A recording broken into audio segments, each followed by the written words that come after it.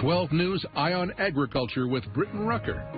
Cold weather and counting don't mix. Tonight, what Kansas ranchers need to know to keep newborns alive in dangerous temps. We talk with K-State Extension Specialist Jamie Lynn Barney. Plus, we hear from the beef industry as the president lowers tariffs on beef and certain other imports. But will it mean lower prices at the grocery store? Good evening and welcome into Eye on Agriculture. I'm Britton Rucker. Kansas Farm Bureau Insurance facing a federal lawsuit accusing the company of hiding fraud from state regulators. Two former investors claim they were fired for trying to report illegal activity inside Farm Bureau's insurance operations.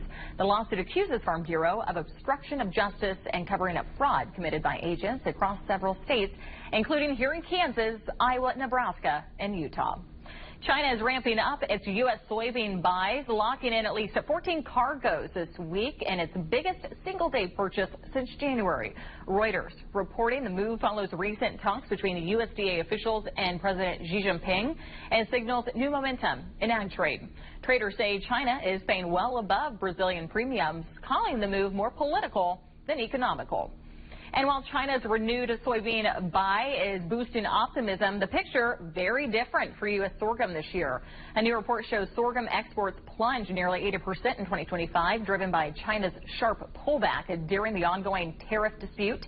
Exports to China, the U.S.'s dominant buyer, fell 97% as China shifted to cheaper grain from Australia and Argentina. Still, analysts say recent diplomatic progress could reopen the door for sorghum, offering some hope that China may return to the U.S. market heading into 2026. The lower tariffs on beef come as a welcome surprise for American cattlemen. As Thomas Lynch shows us, beef producers have been feeling the push to lower prices, even though the herd is small.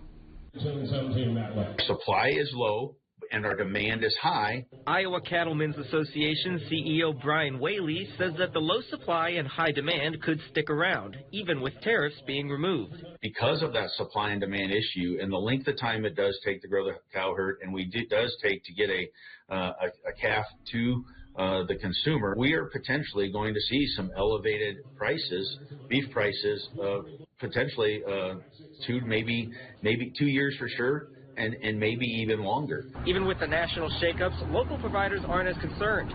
With the holidays coming up, one local provider thinks that people will focus on quality rather than cost.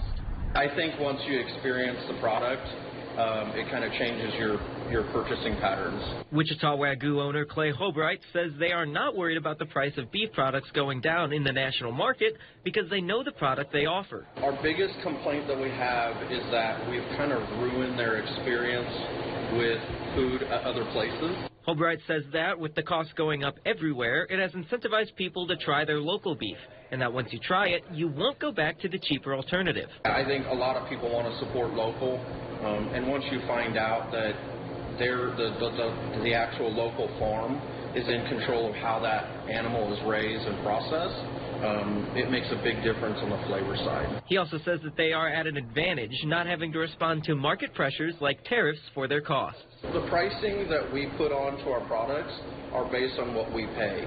And since what we pay hasn't changed, and there's no reason to adjust our pricing. In Wichita, Thomas Lynch, 12 News.